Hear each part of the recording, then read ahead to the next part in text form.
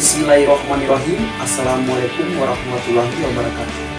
Saya Ardiansyah, mahasiswa PPG dalam jabatan kategori 2 tahun 2022, program studi pendidikan kimia di Universitas Musamus Merauke. Pada hari ini, 13 Desember 2022, saya akan melaksanakan praktik pembelajaran uji kinerja di SMA Negeri 3 Sampulawa. Selamat menyaksikan.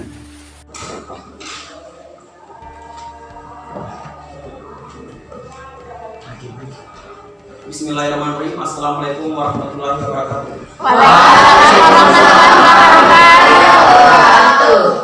Bagaimana kabarnya hari ini? Baik, Pak. Apakah ada yang tidak hadir? Hadir semua ya? Iya. Oke, baik. Seperti biasa, sebelum kita memulai pembelajaran, marilah kita berdoa terlebih dahulu. Mudah-mudahan apa yang kita pelajari hari ini dapat keberkahan dari Allah dan bisa bermanfaat untuk kehidupan kita nanti ya. Amin. Oke, sekarang saya minta ke kelas untuk memimpin doa. Silakan. Sebelum kita belajar, mari kita berdoa. Doa dimulai.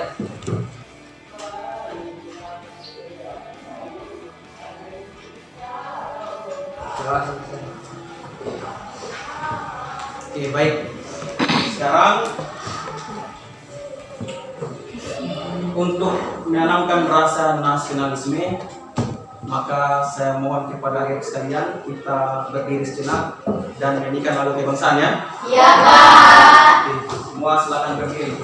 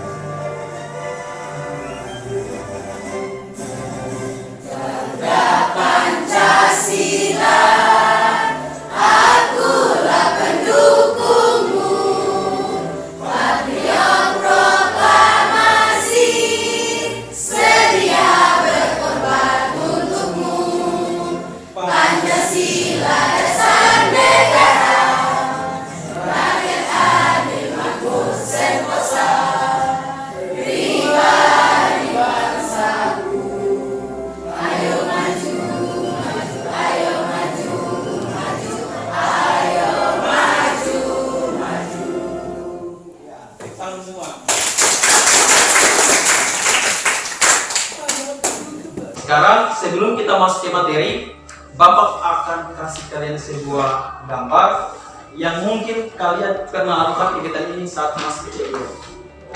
Sekarang perhatikan. Apa masih ingat permainan ini? Masih. Ya, ini merupakan permainan kelereng ya? Iya. Nah, permainan kelereng ini juga ada kaitannya nanti dengan materi yang akan kita pelajari. Sekarang ilustrasinya seperti ini. Misal siapa? Misal Tuti ya? Surfin. Oke, misal Surfin bermain kelereng ya. Bermain kelereng, misal kelerengnya satu butir depan, kemudian Surfin mencoba menembak dari jarak 2 meter. Misalnya ya. Iya. Sekarang bandingkan kalau kelerengnya cuma satu butir dengan kelereng yang 10 butir, mana yang berpeluang untuk terjadi tumbukan? Yang sedikit atau yang banyak? Yang terjadi tumbukan antara kelereng yang dilemparkan oleh Tuping ke kelereng yang berada di depannya. Misal di depan itu satu butir kelereng dengan yang kelerengnya agak banyak. Kemudian Tuping mulai menembak. mana kira-kira yang berpeluang untuk terjadi tumbukan atau tabrakan? Yang sedikit atau yang banyak? Yang banyak. Perilaku tersebut juga terjadi pada reaksi kimia. Reaksi kimia, semakin banyak partikel di dalam suatu reaksi, maka kemungkinan untuk terjadi tumbukan juga akan semakin besar. Nah, sekarang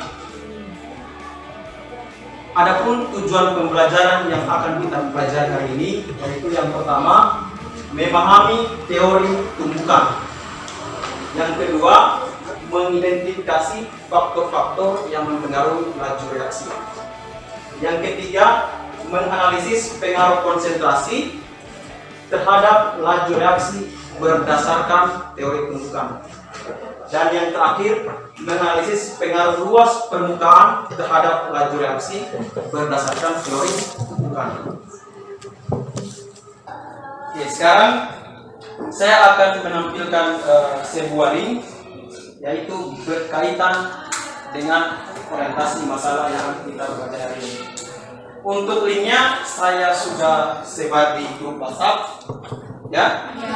Jadi sekarang silakan ambil HP-nya, kemudian klik video berdasarkan link yang sudah saya berikan. Ya, Pak. Oke, sekarang coba dilihat.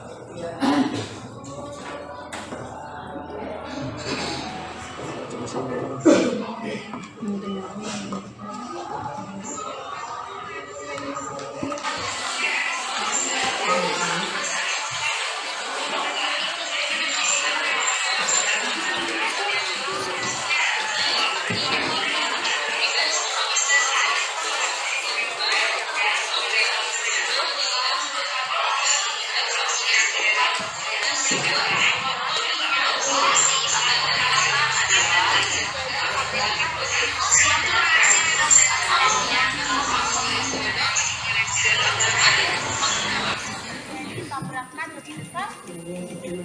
Mari lihat ilustrasi berikut. Apabila semakin pekat konsentrasi zat reaksi, maka semakin banyak kemungkinan ditemukan antar molekul zat yang menghasilkan reaksi. Seperti analogi di jalan raya yang ramai lalu lintasnya, maka akan semakin sering terjadinya tabrakan. Untuk memahami lebih lanjut, mari kita melakukan praktiknya. Tujuan praktik kali ini di bagian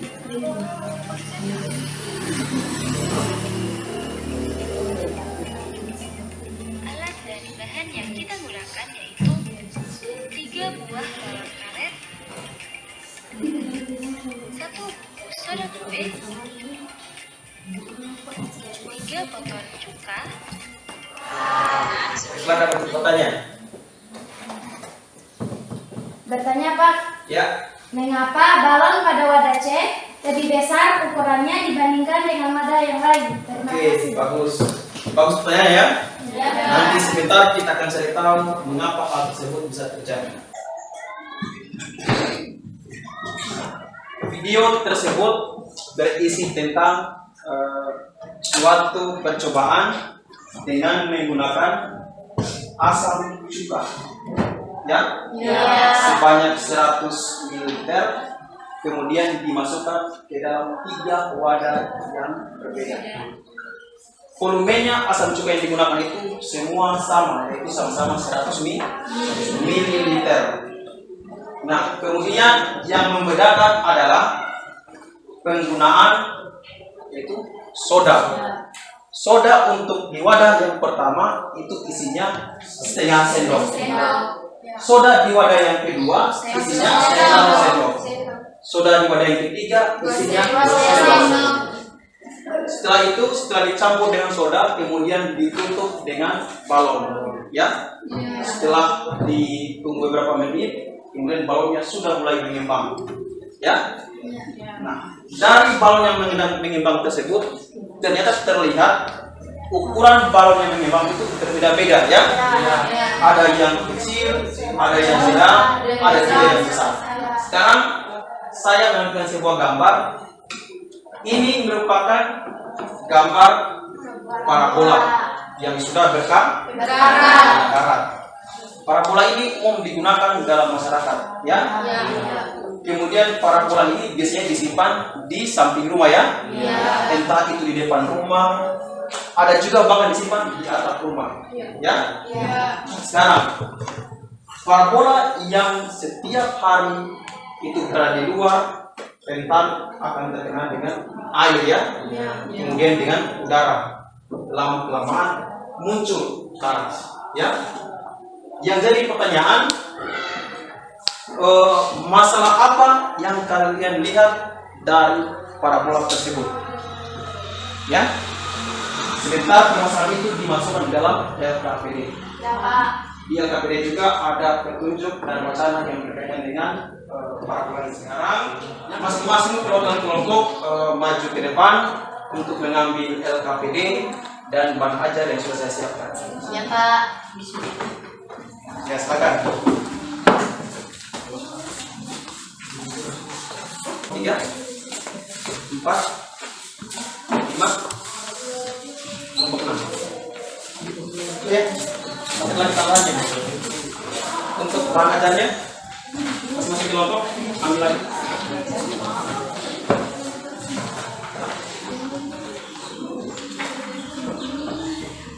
Ada yang belum dapat? Bahan ajar?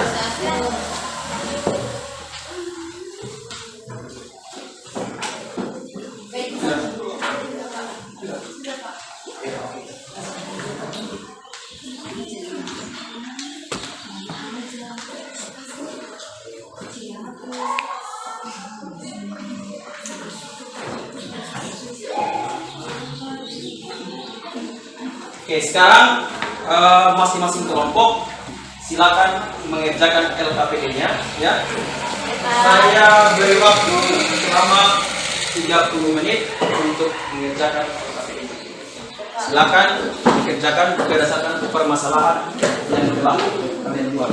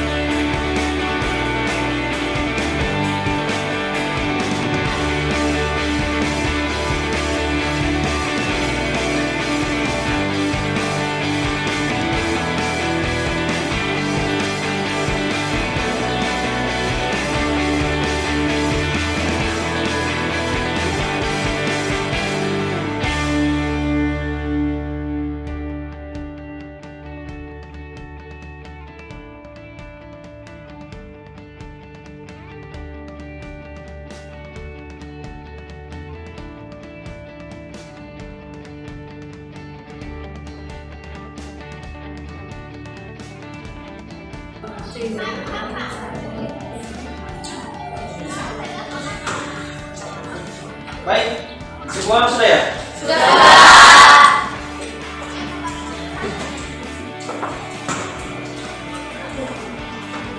Nah, sekarang kita akan mempresentasikan hasil LKPD yang telah kalian cari tahu ya. Itulah permasalahan yang ada di dalamnya. Sekarang yang pertama itu berkaitan dengan percobaan pengaruh konsentrasi terhadap laju reaksi. Tadi untuk permasalahannya sudah dimasukkan. Sekarang siapa yang akan mempresentasikan terkait permasalahan yang pertama? Kelompok 3. Oke, silakan kelompok 3. Bal pada C ukurannya lebih besar daripada pada A dan B karena konsentrasi soda kue yang dimasukkan lebih banyak dibandingkan pada yang lain. Sehingga senyawa CO2 yang dihasilkan dalam bentuk gas juga lebih banyak dibandingkan pada yang lain. Sudah. Ya, sekarang kelompok yang lain ada yang menanggapi? Sekarang coba tuliskan reaksinya di depan. Satu orang yang wakili. Ya, kita lihat.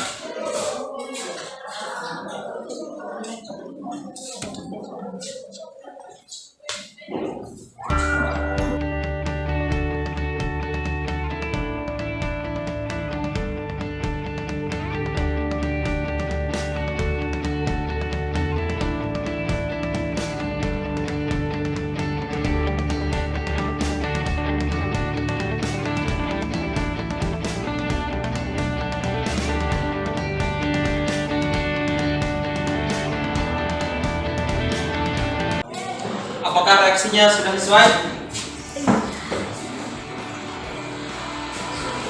Apakah reaksi sudah sesuai? Ingat harus seimbang antara jumlah atom yang bersifat kiri dan bersifat A. Sekarang coba pastikan apakah sudah sesuai atau masih ada yang salah.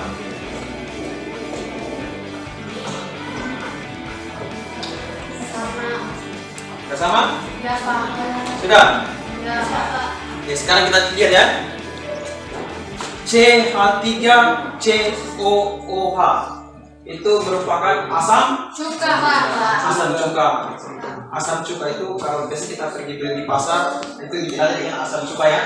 Nah, kalau di nama lain dari asam cuka itu namanya asam asetat. Ya.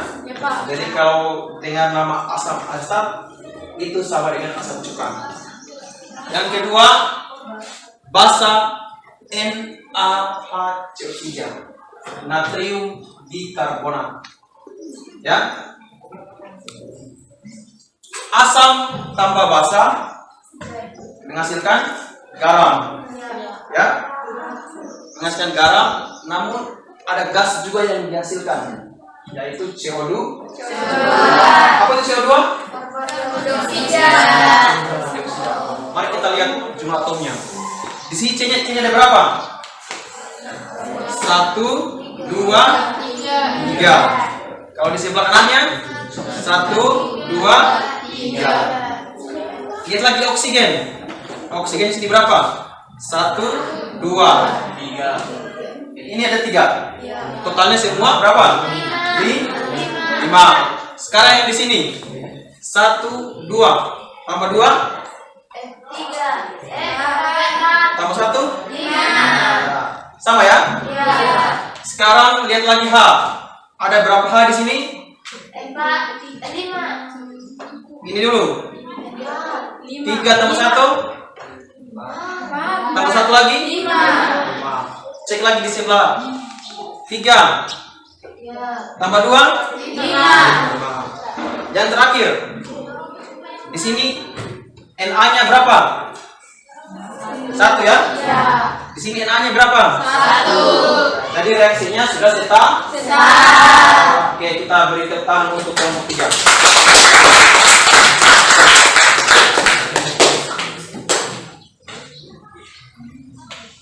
Sekarang untuk permasalahan yang kedua ya, mengenai studi kasus terhadap pengkaratan yang terjadi pada parabola ya.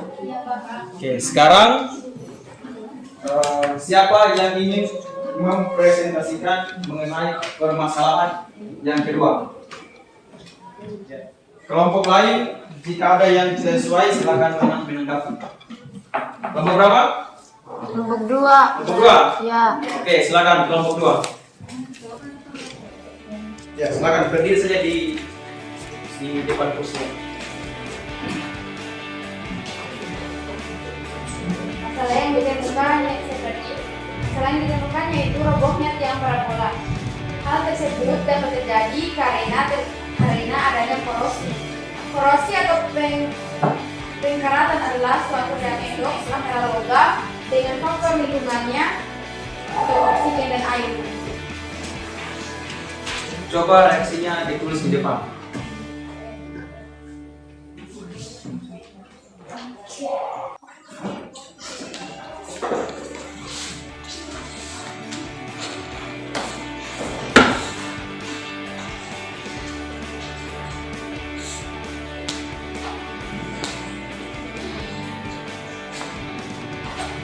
Yang pertama dia harus fokus di sini.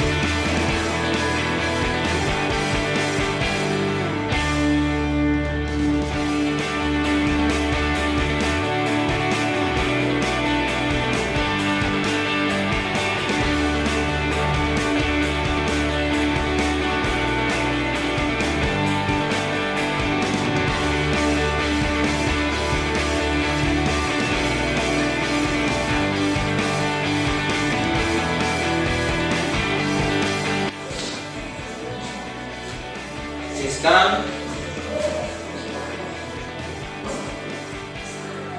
hasil penjumlahannya reaksi anoda dan katoda ya.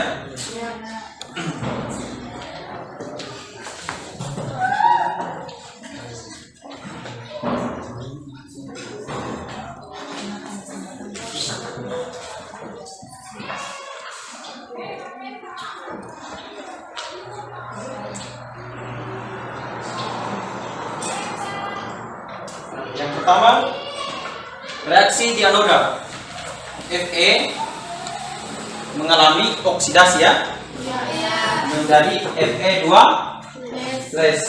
dengan melepaskan 2 elektron. Kemudian untuk di katoda mengalami reaksi reduksi, yaitu oksigen bereaksi dengan H+ ditambah dengan 4 elektron menghasilkan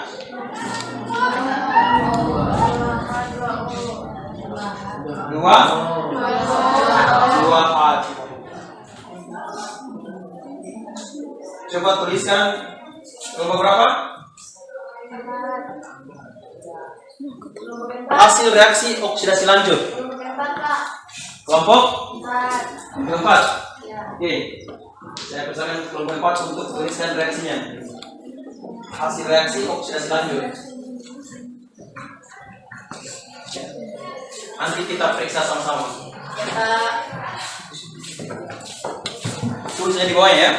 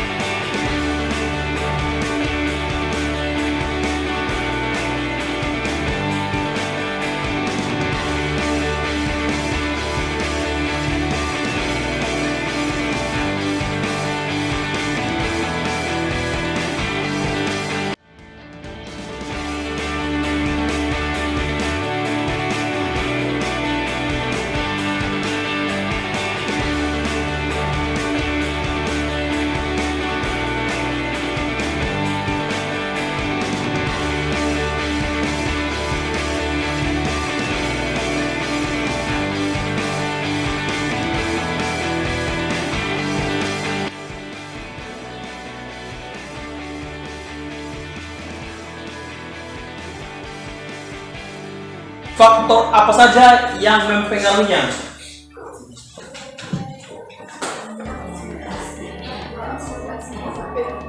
Faktor apa saja yang mempengaruhi terjadinya pengkaratan? Coba sebut dari kelompok mana? 5. Oke, kelompok 5. Oke, kelompok 5 belum. Silakan. Faktor yang mempengaruhi yaitu 1. Konsentrasi H2O dan O2, 2 pH, 3 keberadaan elektrolit, 4 suhu, 5 galvanik. Mengapa H2O dan O2 itu menjadi salah satu faktor terjadinya pengkaratan? H2O dan O2 menjadi salah satu faktor terjadinya pengkaratan karena kedua senyawa ini yang dapat menyebabkan reaksi oksidasi, ya.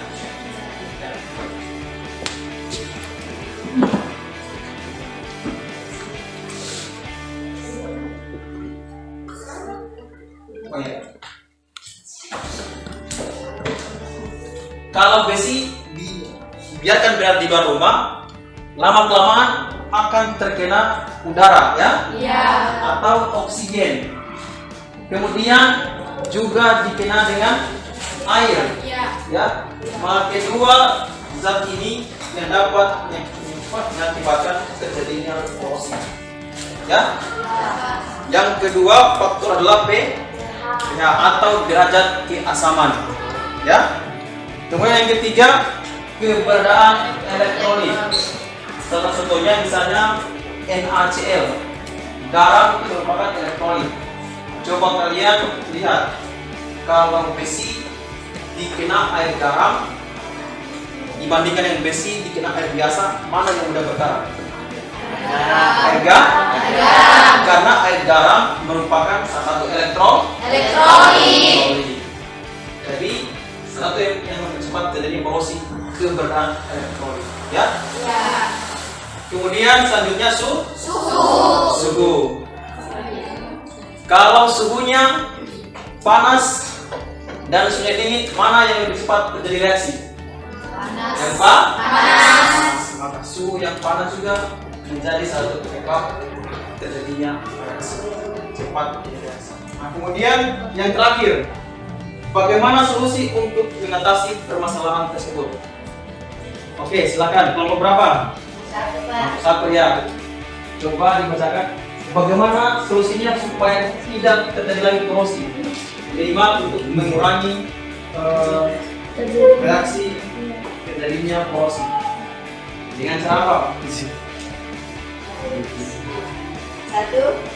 Penggunaan lapisan pelindung atau dengan pengecetan. 2. Pelapisan dengan plastik atau piring. 3. Melumuri lapisan atau oli gemuk. 4. Tim plating atau lapisan sisa. 5. Pada kemasan makanan kaleng. Oke, bagus ya? Ya. Yang pertama itu dengan Pengecetan. Jadi caranya supaya tidak mudah berkarat, maka logam itu Cet. Yang kedua dengan cara diberi Plastik. misalnya rak piring di rumah, kan dari besi ya, tapi dibungkus dengan plastik dengan tujuan supaya tidak mudah berkarat. Kemudian yang ketiga tadi menggunakan dalam pelumas ya, poli atau gemuk. Saya masih ada sebuah namanya Colorado, sebuah simulasi. Mungkin ini baru kalian ya. Namun di depannya kita bisa akan melihat bagaimana cara penggunaannya tentang Colorado. Oke, perhatian semua ya. Sekarang saya akan menunjukkan sebuah simulasi, yaitu simulasi PET mengenai pergerakan partikel, yaitu terjadinya tumbukan. Nah, sekarang coba kalian lakukan bagaimana untuk melihat tumbukan yang terjadi pada simulasi tersebut.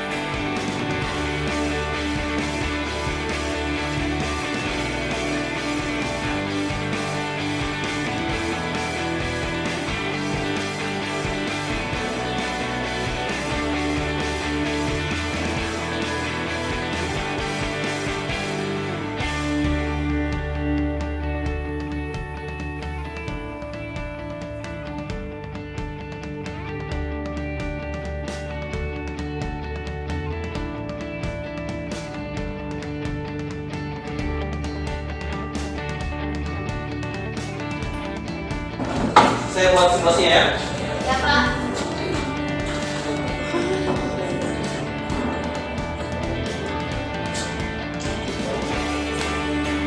Bisa kelihatan?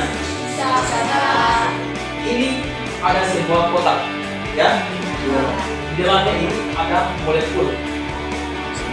Kemudian ini ada molekul lagi. Ini kita analikan sebagai tumbukan tunggal, pertumbukan satu partikel dari partikel yang lain. Misalnya saya mulai ya, kalau saya tarik, kemudian dia bergerak. Ini semacam ukuran kotanya. Jika ditembakkan akan terjadi tumbukan, semacam orang bermain kelereng. Ya. Begitulah perilaku partikel ketika bereaksi. Ada tumbukan antara partikel dengan partikel yang lain. Ya? Ya, Pak. Sekarang, bagaimana kalau tumbukannya banyak? Nah, kita disimulasikan, yaitu kita pilih menu yang banyak tumbukannya. Nah, sekarang di sini kita masukkan dulu ada reaksi A, kelihatan ya? Ya. Kemudian ditambah dengan BC, satu molekul ini berikatan, akan terbentuk AB. Ternyata bertukar molekulnya. A jadi berikatan dengan B dan C-nya dilepaskan. Dia sendiri. Nah, untuk simulasinya kita masukkan di sini misalnya A-nya mau berapa buah? 5. Ya. Ada 5 jenis molekul A di dalam. Ya. Kemudian kita mereaksikan dengan BC. Berapa kira-kira? 7. Ah, boleh, berarti BC-nya lebih banyak ya? Maka A dan BC ini saling bertemukan. Inilah perilaku partikel. Namun molekul AB tidak terbentuk karena tumbukannya, rekotannya masih apa? Masih lemah. Itulah untuk simulasi dari PET Colorado ini. Jadi kalau kita mempelajari bagaimana pergerakan partikel, kita bisa menggunakan aplikasi PET Colorado. Dan masih banyak lagi penjelasan lain yang berkaitan dengan dicoba seperti ini. Perhatikan di halaman terakhir. Di situ ada soal evaluasi. Sekarang kalian jawab soal tersebut. Saya beri waktu 10 menit ya. Oke, silakan dibacakan.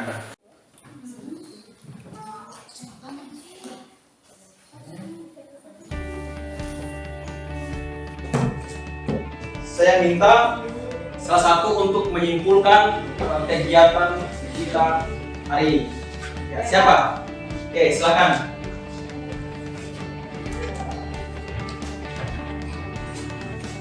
Kesimpulannya yaitu pertama, teori tumbukan adalah teori yang menyatakan bahwa partikel-partikel bereaksi atau reaktan harus bertumbukan untuk terjadinya satu reaksi.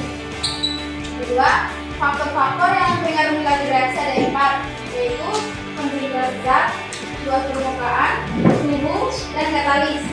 Ketiga, pengaruh konsentrasi terhadap laju reaksi berdasarkan teori tumbukan, yaitu semakin besar konsentrasi satu larutan, semakin banyak molekul yang terkandung di dalamnya. Dengan demikian, semakin sering terjadi tumbukan di antara molekul-molekul tersebut. Contohnya pada percobaan reaksi antara asam cuka dengan soda yang menghasilkan garam natrium asetat, gas karbon dioksida, dan air. Semakin besar konsentrasi soda yang digunakan, maka gas CO2 yang dihasilkan juga semakin banyak. Hal ini dapat terlihat dari ukuran bola yang besar pada percobaan tersebut. Keempat, pengaruh luas permukaan terhadap laju reaksi berdasarkan teori tumbukan, yaitu makin luas permukaan sentuhan antara zat-zat bereaksi, makin banyak molekul-molekul bereaksi yang bertumbukan. Contohnya pada besi yang mengalami penkaratan. Besi yang terbuka dan terkena air dan oksigen akan mengalami penkaratan lebih cepat daripada besi yang tidak oksigenisasi. Terima kasih. Supaya kita bertepuk tangan untuk benar.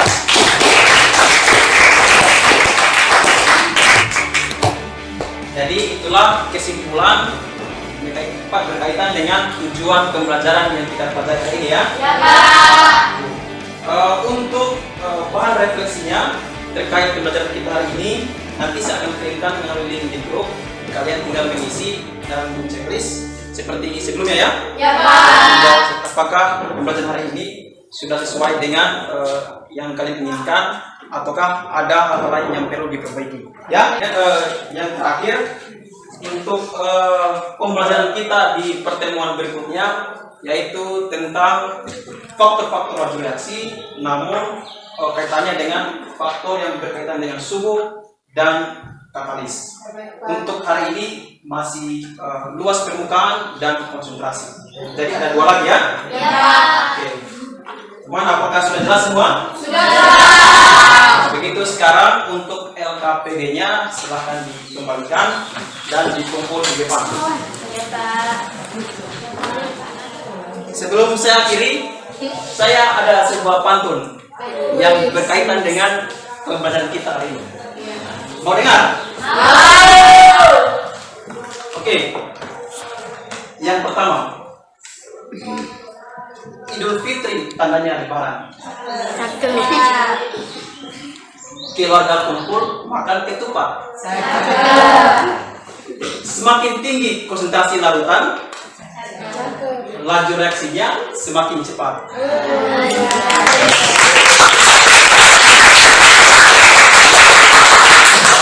Oke, ada satu lagi, kan ada 2 ya? Ya. Yang kedua, sore hari pergi ke Ratu Ampat. Ajak si dia makan gorengan. Faktor laju reaksi ada 4. Nomor 2-nya luas permukaan. Demikianlah untuk pertemuan kita hari ini. Dengan kurangnya mohon dimaafkan. Dan saya akhiri, wassalamualaikum warahmatullahi wabarakatuh. Waalaikumsalam.